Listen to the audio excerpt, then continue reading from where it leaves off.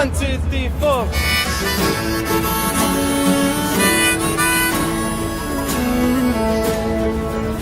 Come writers and critics who prophesize with your hand, and keep your eyes wide, the chance won't come again. And don't speak too soon, for the wheel's still in spin, and there's no telling who that is naming.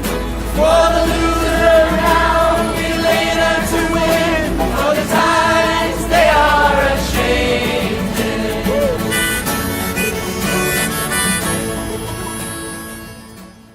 All right, guys. Well, good morning. Good morning. If we've never had the opportunity to meet before, my name is Aaron. I'm the lead pastor here. And thank you guys so much for joining us today. We are in the second week of our politics series that we just started. We here at Story Hill want to just rest on that faith should always influence our politics and not the other way around. Got to be careful where I put the word not. So each week we want to establish these expectations so that that you understand clearly kind of where we're coming from. Number one, our goal is to not tell you how to vote when we're looking at biblical things related to what does God have to think about and say about politics.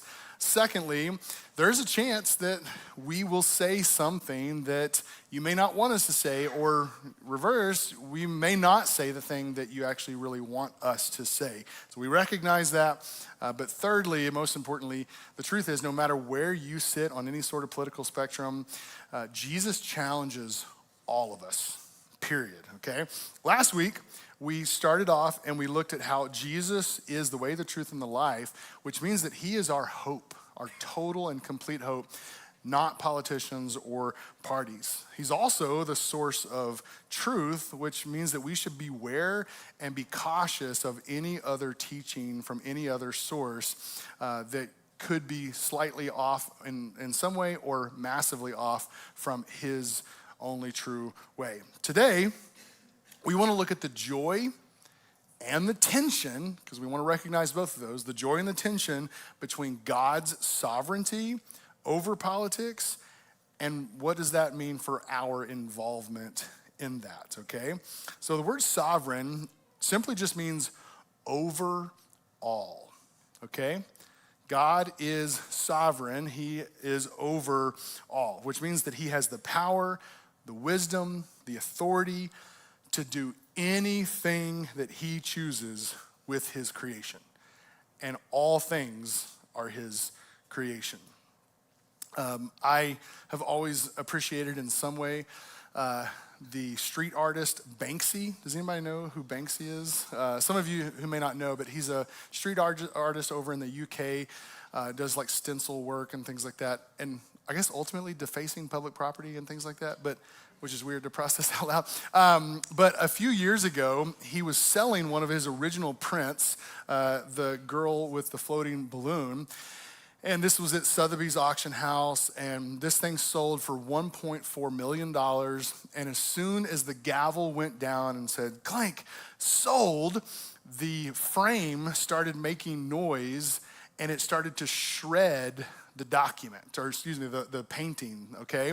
And all of these people are like, what is happening? They're turning around, they don't know what to think.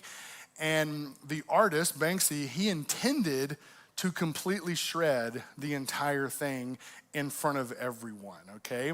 But it broke halfway through. You can actually read articles on this. They had tested it multiple times and all this stuff, but it just stopped and it only, went halfway down. The irony is that the person who bought it for $1.4 million later, here's another picture of it being re-auctioned, sold a year or so later for $18.5 million, okay? And Banksy, the artist, has always been someone to kind of push the bounds, and like he wanted his public statement to be like, you people are crazy, you're paying all this money, and I'm just gonna shred it right in front of you. It's my creation, I can do whatever I want with it. And again, the irony is that it sold for even more and no one got the point, right? But just a tiny example of like where he's saying, hey, I made this, I can do anything I want to it. If you upscale that to the limitless, unsurpassing greatness of God, it's kind of overwhelming because all things are created for and by him. Some scripture verses to help us see this. Isaiah 46 says, I am God and there is no other. I am God and no one is like me. I declare the end from the beginning and from long ago what is not yet done, saying, my plan will take place and I will do all my will. Isaiah 40 says, God is enthroned above the circle of the earth. Its inhabitants are like grasshoppers. Cool. He stretches out the heavens like thin cloth and spreads them out like a tent to live in. He reduces princes to nothing and makes judges of the earth like a wasteland. Proverbs 16 tells us, the lot is cast into the lap. In the ancient world, they would cast lots, like rolling dice or rolling stones and things like that, to determine different outcomes. You actually see this played out in the final moments of Jesus' life when the Roman soldiers were casting lots to see who would get pieces of his, clothing and things like that. And it's a game of chance to see what would happen. And Proverbs is telling us, like, hey, but every decision is from the Lord. You think that there is chance? There's not. God is sovereign over all that. The famed preacher and theologian Charles Spurgeon says, I believe that every particle of dust that dances in the sunbeam does not move an atom more or less than God wishes. So I want us to sit with this amazing truth. God is sovereign over everything, in complete control over all, which includes politics, leaders, and governments. Daniel chapter 2 tells us, may the name of God be praised forever and ever. For wisdom and power belong to him. He changes the times and seasons. He removes kings and establishes kings. Romans 13 says, there is no authority except from God, and the authorities that exist are instituted by God. So we can actually see all of this played out, the sovereignty of God on a massive scale, down to a political scale and down to a personal scale in Jesus' life.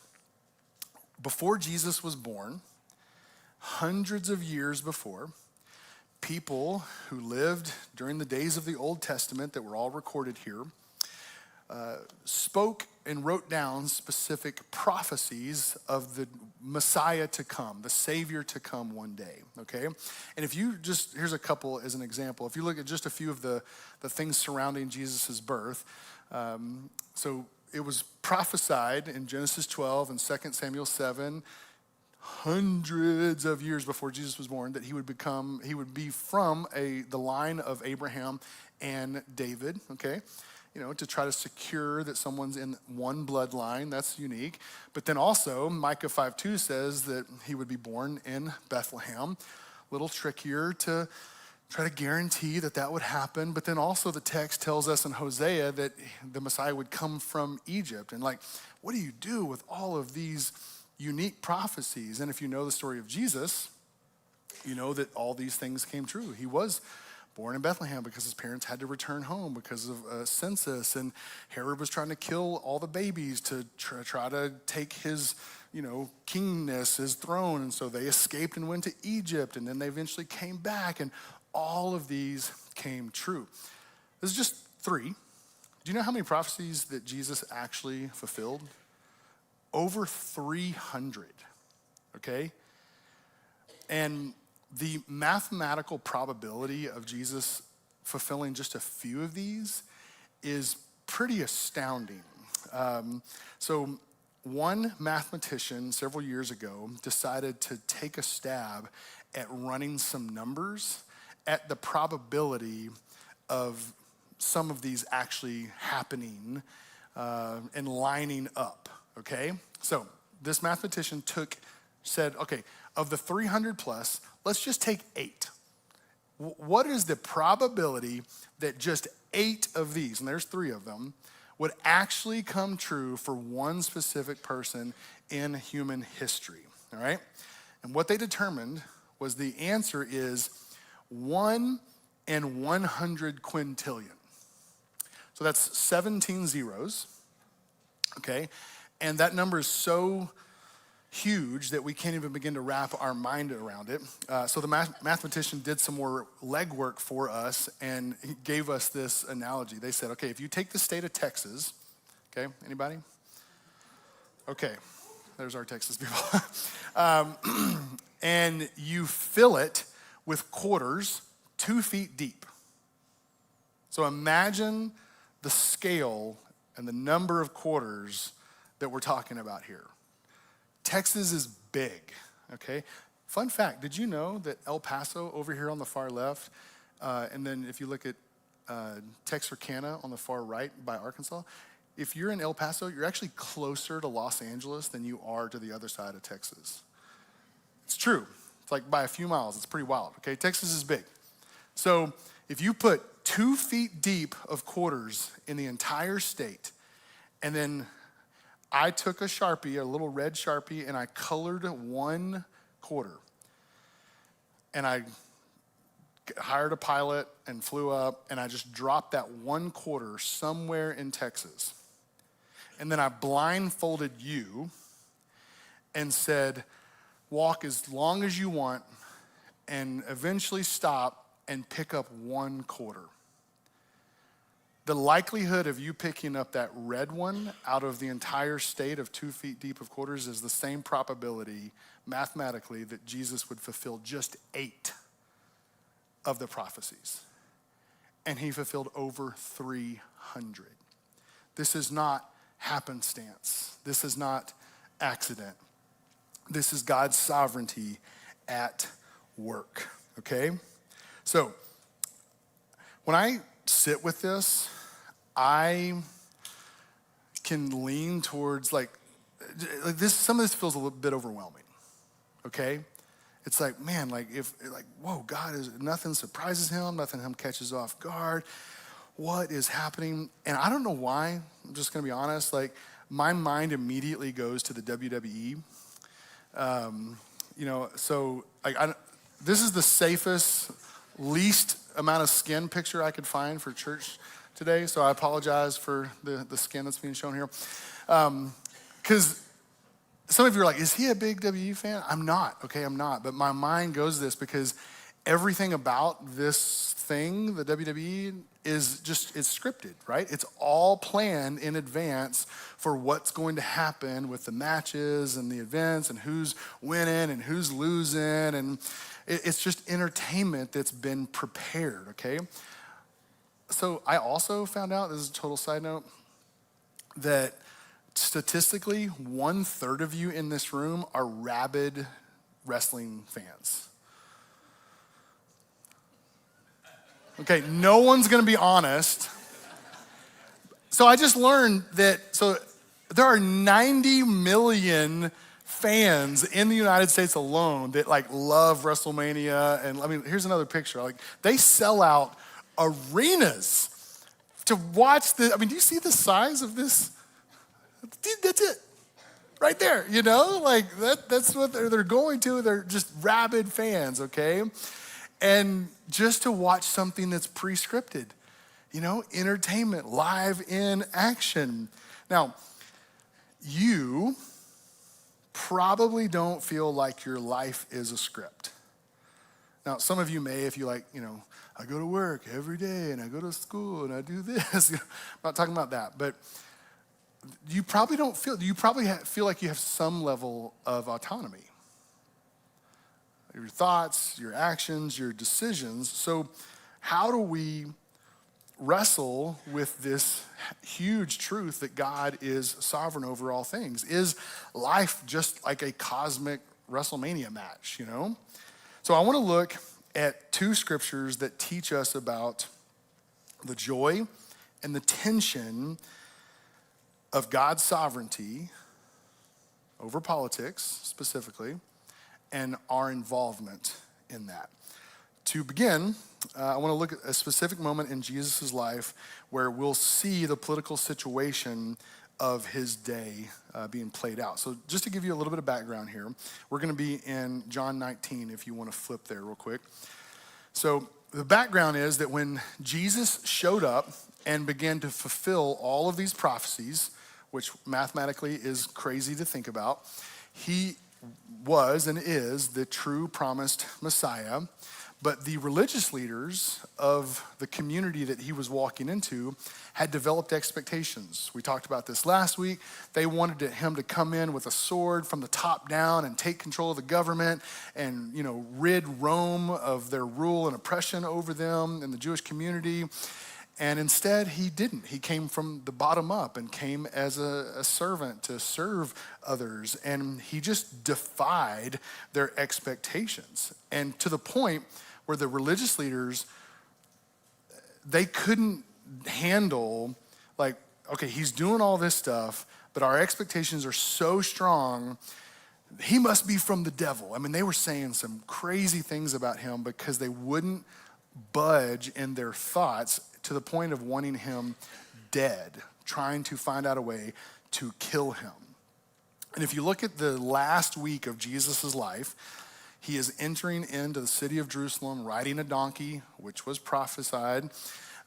Kings would often do this in the Old Testament. And people are shouting to him, Hosanna, save us. And they're so excited that Jesus is coming in. He's had 3 years of ministry and this huge gathering of people.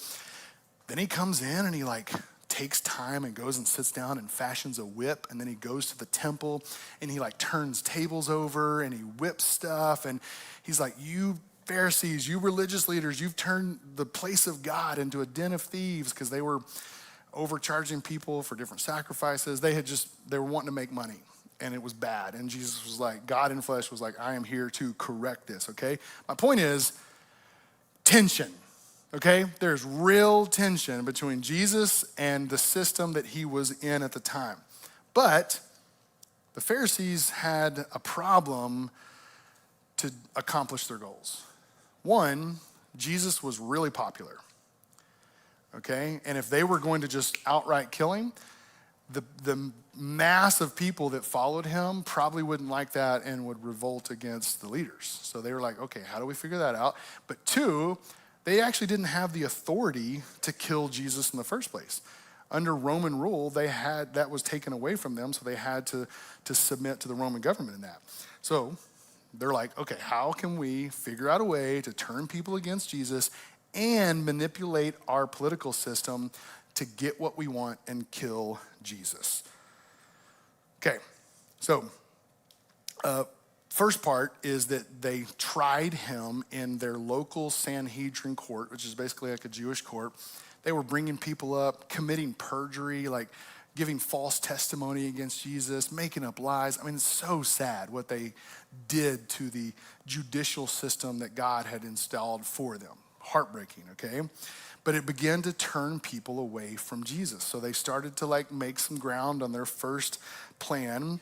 Then they took Jesus to Roman authority. And here's where we pick up in verse 1 of 19. Then Pilate, so Pilate is the Roman governor in charge of the entire region of Judea, says, took Jesus and had him flogged. He wanted to appease the Jews. Okay, if this guy's been a ruckus, we'll go beat him. And it was horrible what they did to him, horrible. The soldiers also twisted together a crown of thorns and put it on his head and clothed him in a purple robe. And they kept coming up to him and saying, Hail, King of the Jews, and slapping his face. So they're mocking him. Verse 4, Pilate went outside again and said to them, so them is the religious leaders and the Jewish people that were starting to wait a minute, we don't know if we like Jesus anymore. He says this, look, I'm bringing him out to you to let you know I find no grounds for charging him. Then Jesus came out wearing the crown of thorns and the purple robe. Pilate said to them, here is the man. All right? So Pilate, the Roman governor, finds nothing worth charging him for death, hoping that they would be satisfied in his brutality of being beaten, okay? Verse 6, when chief priests and the temple servants saw him, they shouted, "Crucify! Crucify!" They're not appeased. They are doubling down, and they want Jesus dead. Pilate responded, "Take him and crucify him yourselves, since I find no grounds for charging him. We have a law," the Jews replied to him, "and according to that law, he ought to die because he made himself the Son of God." When Pilate heard this statement, he was more afraid than ever. He went back into the headquarters and asked Jesus, "Where are you from?" But Jesus did not give an answer. So once this information from the crowd gets told to Pilate, the Roman governor, of like, he's claimed to be the Son of God, Pilate's like, whoa, hold up. And he brings Jesus back into his office and he's like, "Hey, dude, who are you? Like, what's your story? Where are you from? I need to understand what is going on here." But Jesus remains silent. In fact, much of his trials in his last week, he remained silent, fulfilling prophecy that like a lamb led to slaughter, he was silent, okay? So verse 10, and this is just, watch Pilate's perspective here. So Pilate said to him, "Do you refuse to speak to me? Don't you know that I have the authority to release you and the authority to crucify you?" What a statement of authority. Pilate has, of course he thinks this way. He doesn't have a reason not to believe this to be true. The dominant superpower of the known world had given him authority to go run this area of the earth, okay? Go take care of Judea. There's some Jews there. Keep the peace. Lead it the way you see fit. Go. You have complete authority. All the soldiers are at your demand. If you want them to poke people, then say it and it'll be done, okay? Like he of course he thinks this way. This is his reality. But after all of Jesus' silence, this is the moment he finally responds. Look at verse 11. "You would have no authority over me at all," Jesus answered him. If it hadn't been given you from above, this is why the one who handed me over to you has the greater sin." Jesus completely lives in the truth of God's sovereignty. Pilate's like, "Jesus, do you not know that I can free you or crucify you depending on how I'm feeling right now?" And Jesus is like, "Oh, Pilate, that's so cute. No. No. The authority that you think you have, it's not yours. It's been given to you by my Father because he's in charge." In a way, Jesus is saying, "Hey, Pilate, you're not writing my story. No one is writing my story. Because I'm faithfully walking with God, only he is writing my story." And guys, total side note, I wish that I had this level of wisdom at a younger age when I walked through situations where it felt like other people were in control of my life and situations and contexts and outcomes. And man, just to have this perspective of like, man, if I'm walking faithfully with Jesus, no one's in control of my story. Even though all these things can happen and interact and cause disruptions, it's like, oh, to God be the glory. He's in charge. No one is writing my story. This is where Jesus was completely.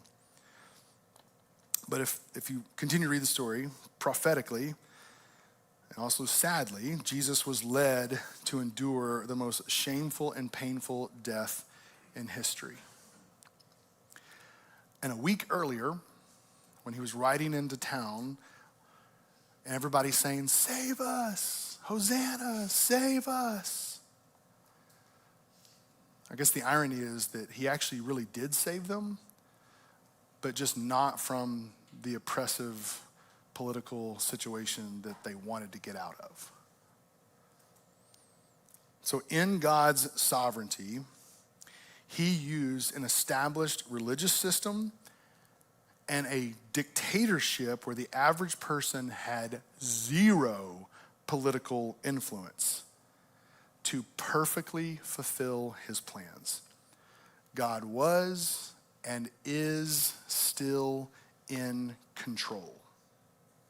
So, first truth that I want us to sit with this morning is God is sovereign over politicians and parties. Okay? This is paramount for us as Christ followers. And I understand if you're here and you're not yet a Christian, like, we are so excited you're here. But as Christians, we have to sit with this truth. Now, we could print this out, hang it on the wall, put it on a coffee cup. And then the question is like, so what do we do with this? You know, it's like, okay, God's sovereign. Does that mean that I should do nothing? You know, like, should I just completely sit back and disengage? And because, like, if God's got this, I'm good, right? Check me out. So, strangely, the answer is no. All Christ followers are commanded to boldly live out the character of God. If you want to turn over to Matthew 5, you can. We will have it on the screen. But in Jesus' most famed sermon, he says in Matthew 5:13, you are the salt of the earth. This is chapter 5, verse 13. But if the salt should lose its taste, how can it be made salty? It's no longer good for anything but to be thrown out and trampled under people's feet. You are the light of the world. A city situated on a hill cannot be hidden. No one lights a lamp and puts it under a basket, but rather on a lampstand, and it gives light for all who are in the house.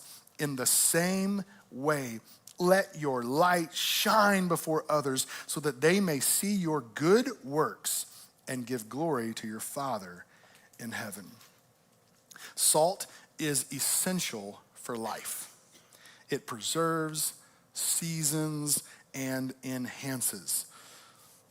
Like, it's literally why we named our college ministry Salt Company, okay? Like, that's where that comes from.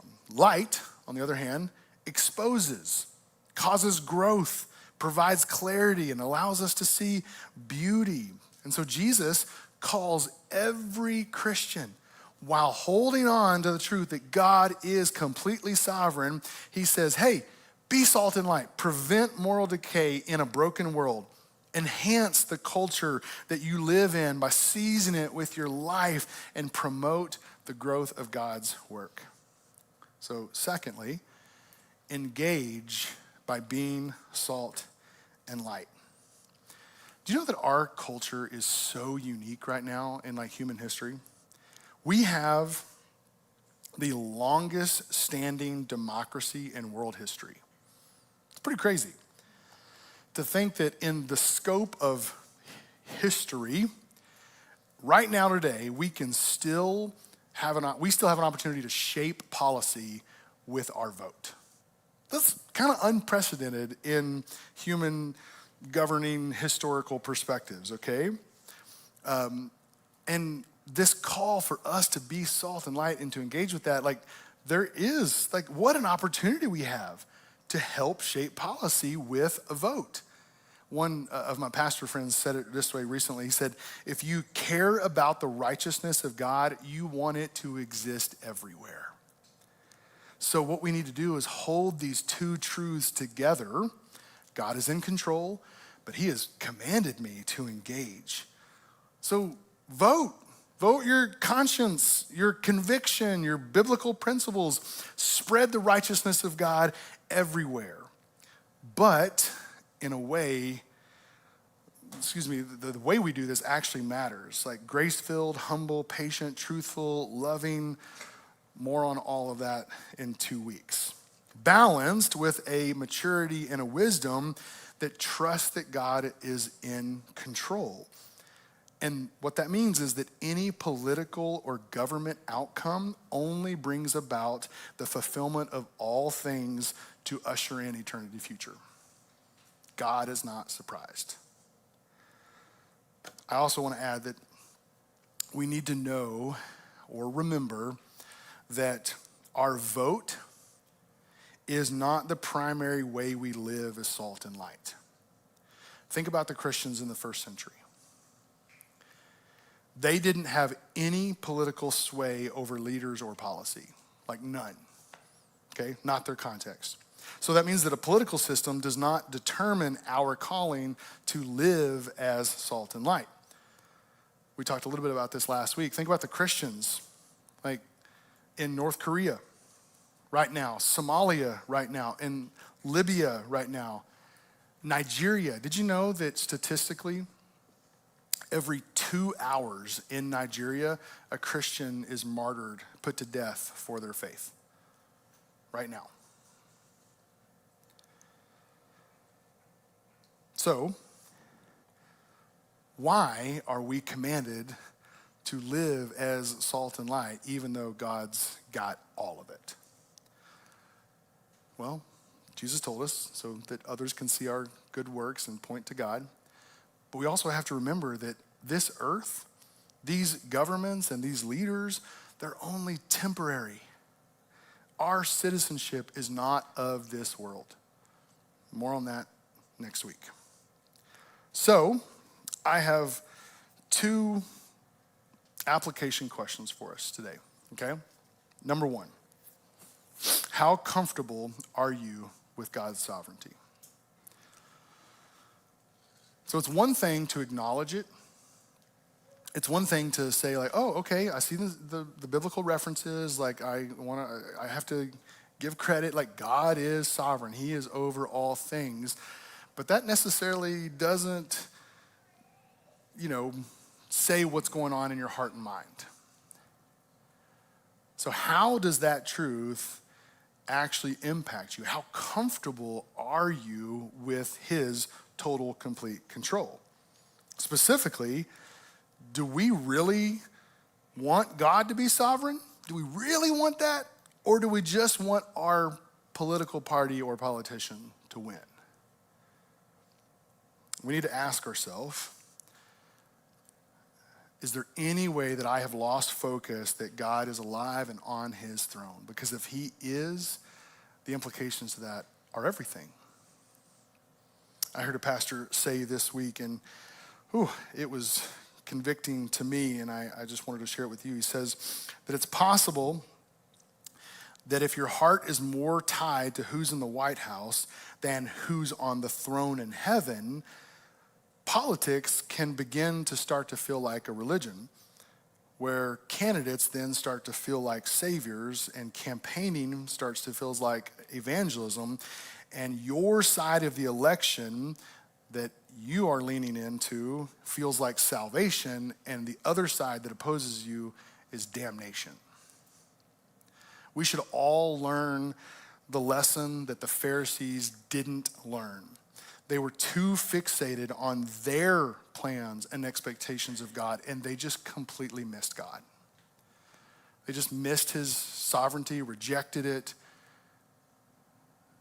missed it. They failed to see it. So, both truths held together. Second question, it gets even more personal. Whose message are you more comfortable sharing? Are you more comfortable telling your neighbors, telling others, sharing online your political opinion more than you are the great good news of the gospel? Which one are you more comfortable sharing?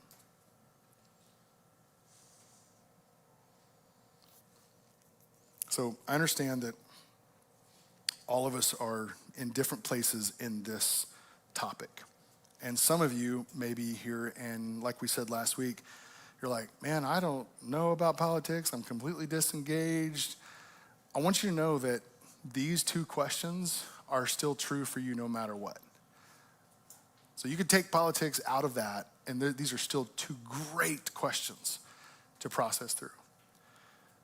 But if you are hyper engaged in politics, It's a great question to ask. Like, man, have I made an idol out of something? Because it's so easy for us to do that. How can we hold these two truths together?